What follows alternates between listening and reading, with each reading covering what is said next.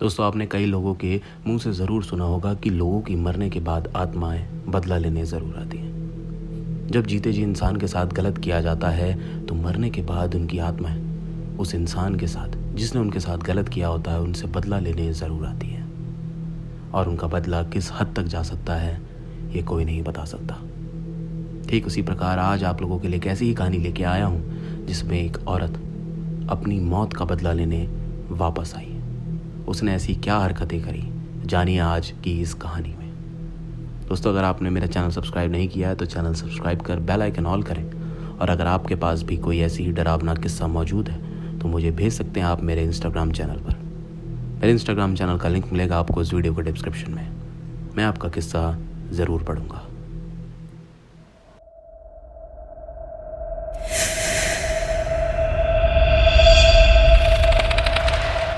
ये किस्सा घटा है मेरठ के एक छोटे से गांव में और ये बात है आज से काफ़ी साल पुरानी। उस गांव में एक कोठी थी जो आज तो खाली है, लेकिन कुछ समय पहले वहां पर एक परिवार रहता था जिसमें से एक आदमी जो गांव का मुखिया माना जाता था वो वहां रहता था। गांव के सारे छोटे बड़े काम उसकी सहमति से ही होते थे। उसका एक लड़का था जो पढ़ाई के लिए बाहर शहर चला गया था, लेकिन वो आदमी उस गांव में ही रहता था अपनी कोठी में। लेकिन एक दिन उस आदमी की किसी कारणवश मृत्यु हो गई थी। उसकी मृत्यु के बाद वो कोठी हमेशा के लिए खाली हो गई, क्योंकि उसका लड़का तो बाहर ही रहता था, वो वापस लौटकर गांव नहीं आया। उस आदमी की मृत्यु के करीब 10 साल बाद उसका लड़का अपने परिवार के साथ कुछ दिनों के लिए उस कोठी में रहने के लिए आया। दरअसल उसका परिवार चाहता था कि वो जहाँ रहता था, जहाँ उसकी कोठी थी, जहाँ वो पला बड़ा, वहाँ पे वो कुछ दिनों के लिए उन सबको घुमाने ले जाए। तो वो अपने परिवार को वापस से उस गांव में उस कोठी में लेकर आया। उसके परिवार में वो, उसकी वाइफ और उसका एक 6 साल का लड़का था। जब गांव वालों को इसके बारे में पता चला कि गांव के मुखिया का लड़का गांव में वापस आ रहा है तो गांव में बहुत खुशी का माहौल था, क्योंकि वो जानते थे कि गांव की अगर कोई समस्या है तो वो आ रहा है, वो ज़रूर उस समस्या का समाधान देगा। तो इसीलिए गांव में बहुत ही जश्न का माहौल था। गांव वाले बहुत खुश थे। कुछ दिनों बाद वो लड़का अपने परिवार के साथ गांव में आया। गांव वालों को इस तरीके से देख के वो भी बड़ा खुश हुआ कि गांव वाले इसके लिए इतना खुश हैं, इतनी ज़्यादा तैयारी कर रखी है। बहुत अच्छी तरीके से उसके वहाँ पे दिन बीत रहे थे। 2-3 दिन बीत जाने के बाद अचानक ही उसके लड़के की तबीयत एकदम से खराब हो गई।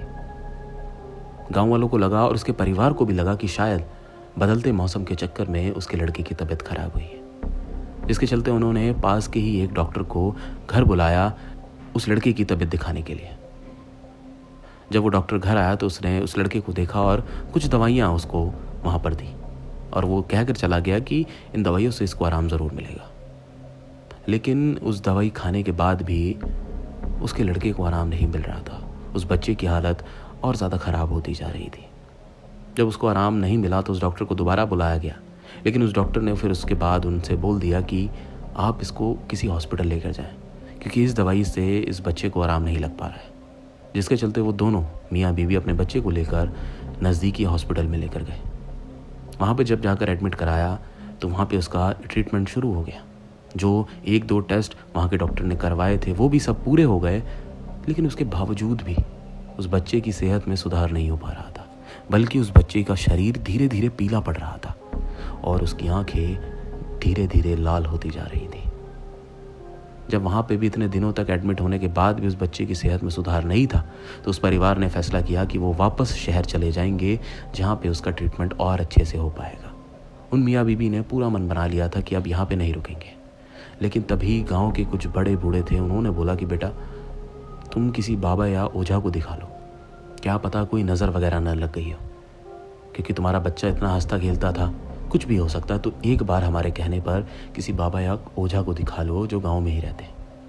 उनकी बात मानकर वो अपने बेटे को गांव में ही रहने वाले एक बाबा के पास लेकर गए।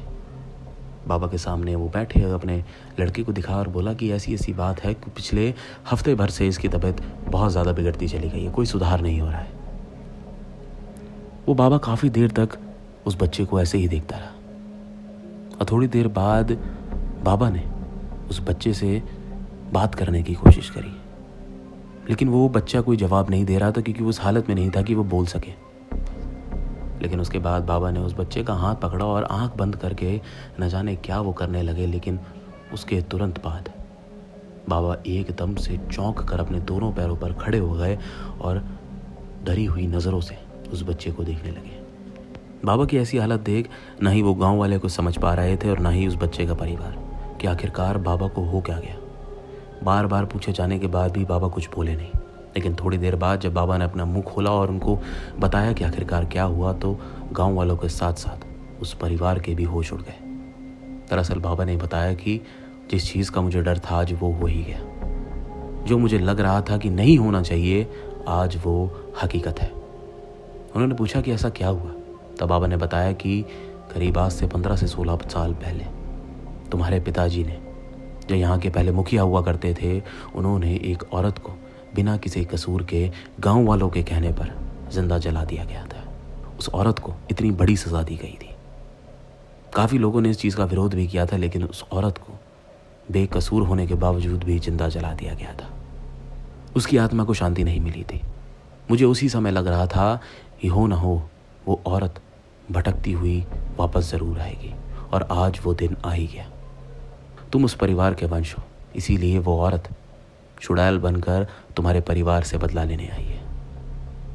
जब ये बात उसके परिवार ने सुनी और गांव वालों ने भी सुनी तो सबके होश उड़ गए। गांव वालों को याद था कि हाँ, काफ़ी समय पहले ऐसी घटना एक हुई थी।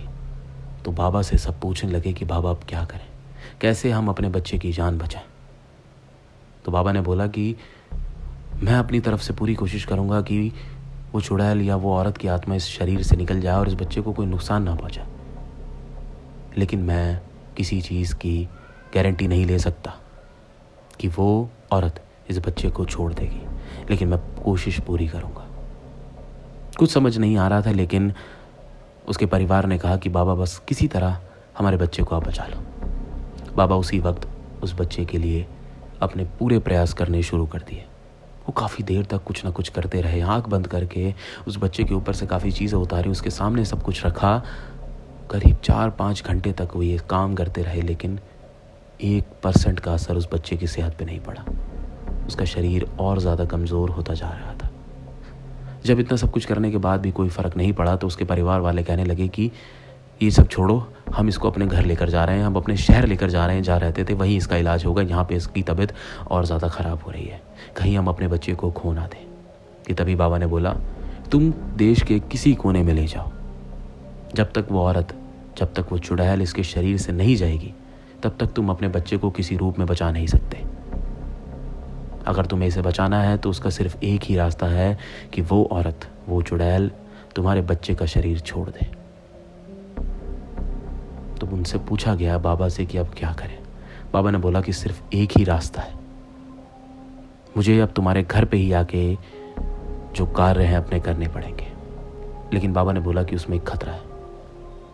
उन्होंने बताया खतरा ये है कि अगर वो चुड़ैल आक्रामक हो गई, हमलावर हो गई, तो वो इस बच्चे की जान तक ले सकती है। बात सोचने वाली थी, घबराने वाली थी, लेकिन आखिरी रास्ता भी यही था। बच्चे को किसी तरह बचाना था। उसके परिवार वाले किसी तरह माने और रात के समय वो बाबा उन परिवार के कोठी पे, उस घर पे आया। वहाँ पे बैठकर उसने अपनी सारी पूजा पाठ जो भी था वो करना शुरू किया। एक कुंड जलाया जिसमें वो धीरे धीरे कर कुछ चीज़ें डाल रहा था। उस अग्निकुंड के सामने उस बच्चे को बैठाया गया था जिसके माथे पर कुछ विभूति सी लगाई हुई थी। वहाँ पर वो बाबा मन ही मन बैठ के कुछ मंत्र पढ़ रहा था। सब गांव वालों की और उस परिवार की उम्मीद थी कि अब वो बाबा ही उस बच्चे के प्राण बचा सकता है। काफ़ी देर तक ये सब करने के बाद भी कुछ दिख नहीं रहा था। सब कुछ जैसा था बिल्कुल वैसे ही चल रहा था। आधी रात से ज़्यादा समय हो चुका था। जब कुछ समझ नहीं आया तो बाबा ने एक सूखा नारियल जिसके अंदर कुछ रखा हुआ था वो उस अग्निकुंड के बिल्कुल बीचों बीच रख दिया। और यकीन करें, उसके रखते के साथ ही जैसे वो सूखा नारियल जलने लगा, वो बच्चा जो बिल्कुल बेसुध पड़ा था, जिसके शरीर में ऐसा लग रहा था जान ही नहीं बची है, वो एकदम से तड़पने लगा। वो इतनी ज़ोर से अपने पैर और हाथ पटकने लगा कि घर वाले और गांव वाले दोनों डर गए। और उसी के बीच में उसने एक ऐसी बात बोली जिसे सुन सबके होश उड़ गए। वो एक बच्चा था 6 साल का बच्चा जिसके मुंह से एक औरत की आवाज़ निकली, जिसने ये बोला कि कुछ भी कर लो, मैं इस बच्चे को मार दूंगी। जैसा मेरे साथ हुआ था वैसा ही तुम्हारे परिवार के साथ होगा। ये बात सुन उसके घर वाले रोने तक लगे कि अब हम अपने बच्चे को कैसे बचाएं। लेकिन बाबा ने बोला था कि कुछ भी हो जाए तुम लोग आगे मत आना। बाबा अपने प्रयास करते रहे। वो नारियल जैसे जैसे सूखता जा रहा था और जलता जा रहा था, वो बच्चा और ज़्यादा परेशानी में लगता जा रहा था। घर वाले उसकी हालत देख परेशान हो रहे थे, लेकिन उनके पास कोई और रास्ता नहीं था। लेकिन ना जाने ऐसा क्या हुआ, जैसे ही बाबा ने उसके अंदर कुछ चीज़ ऐसी डाली जिसकी आँख की लपटें और तेज़ उठी, उसके तुरंत साथ ही वो बच्चा जो पहले बहुत तड़प रहा था, बहुत दर्द में था, वो एकदम से नीचे ज़मीन पे इस तरीके से गिर गया मानो जैसा उसमें कोई जान नहीं बची। गांव वाले और उसके परिवार वाले देख रहे थे और वो समझ रहे थे कि अब शायद वो बच्चा इनके हाथ से निकल गया। बाबा ने किसी को भी नज़दीक आने की इजाज़त नहीं दी थी। वो खुद भी उठकर तुरंत उस बच्चे के पास नहीं गए। जब तक वो आग जो उस अग्निकुंड में जल रही थी वो धीमे धीमे शांत नहीं हो गई, तब तक कोई भी उस बच्चे के करीब नहीं गया। लेकिन जैसे ही वो आग शांत हुई और उसके करीब गया तो देखा बच्चे में प्राण थे। वो जीवित था, लेकिन उसको कोई होश नहीं था। उसी वक्त उन बाबा ने बोला कि इसको अब तुरंत के तुरंत आप किसी अस्पताल में लेके जाएं। तो उसके परिवार वाले उसी वक्त उसको एक हॉस्पिटल में लेकर गए, जहाँ पे जाकर उस बच्चे को दोबारा से भर्ती कर लिया गया और उसका इलाज दोबारा शुरू हुआ। 4 दिन तक वो बच्चा उस अस्पताल में भर्ती रहा और 4 दिन बाद वो एक अच्छी हालत में अस्पताल से बाहर आया। वो होश में था, अपने पैरों पर धीरे धीरे चल पा रहा था। परिवार वाले खुश थे। बाबा ने उनको बाद में बताया था कि वो जो औरत थी, वो जो चुड़ैल थी, वो तुम्हारे बच्चे के शरीर से जा चुकी है। गांव वाले और परिवार वाले दोनों खुश थे कि चलो उस चीज़ से छुटकारा मिला। लेकिन बाबा ने आखिरी में एक बात और बोली। बाबा ने बोला कि वो औरत, वो चुड़ैल इस बच्चे के शरीर को छोड़कर चली गई है, लेकिन इसका मतलब ये नहीं कि वो तुम्हारे परिवार को छोड़कर चली गई है। वो बदला लेने दोबारा ज़रूर आएगी। तो तुम्हारी भलाई इसी में है कि तुम अभी के अभी यहाँ से चले जाओ, क्योंकि जब तक तुम्हारा परिवार इस जगह रहेगा तुम खुश बिल्कुल नहीं रह सकते।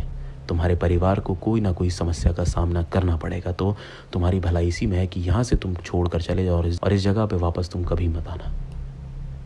ये बात सुनते ही वो परिवार अपना सारा सामान लेकर वहाँ से निकल गया और वो दोबारा उस जगह कभी लौट कर वापस नहीं आया। वो कोठी आज भी बिल्कुल वैसी ही है। वो बिल्कुल वीरान कोठी है, जैसी हालत में छोड़ कर गए थे आज भी वैसी है। लेकिन वो परिवार दोबारा भी उस कोठी में कभी झांकने तक नहीं आया, क्योंकि उस परिवार के लिए अपनी जान ज़्यादा ज़रूरी थी। वो चुड़ैल, वो औरत जो भी है, वो आज भी उस परिवार की ताक में रहती है कि अगर कोई उसको दिख जाए तो वो अपना बदला दोबारा से ले। दोस्तों, यही थी आज की कहानी। दोस्तों, मैं आप लोगों से ज़रूर कहना चाहूँगा कि मरने के बाद भी आत्माएं कहीं ना कहीं जीवित रहती हैं। वो अपने बदले के लिए कहीं ना कहीं ज़रूर भटक रही होती है। जैसे कि इसमें वो औरत आज भी अपने बदले के लिए उस गांव में भटक रही है। ठीक ना जाने ऐसे ही कितनी आत्माएं होंगी जो अपने बदले के लिए कहीं ना कहीं भटक रही होंगी। जब वो जीवित थी उनके साथ कहीं ना कहीं कुछ गलत हुआ होगा, जो आज वो उसी चीज़ के बदले के लिए भटक रही है। तो दोस्तों, इसीलिए कभी भी किसी के साथ ऐसा सलूक ना करें कि बाद में जाकर आपको उसकी बहुत बड़ी सज़ा देनी पड़े। दोस्तों, कहानी कैसी लगी कमेंट करके ज़रूर बताएं और पसंद आई तो वीडियो को ज़रूर लाइक करें। चैनल पर नए हैं तो चैनल सब्सक्राइब कर बेल आइकन ऑल करें, क्योंकि मैं ऐसी कहानियाँ जल्द और लाऊंगा। फिर मुलाकात होगी एक और नई हॉरर स्टोरी के साथ। नमस्कार।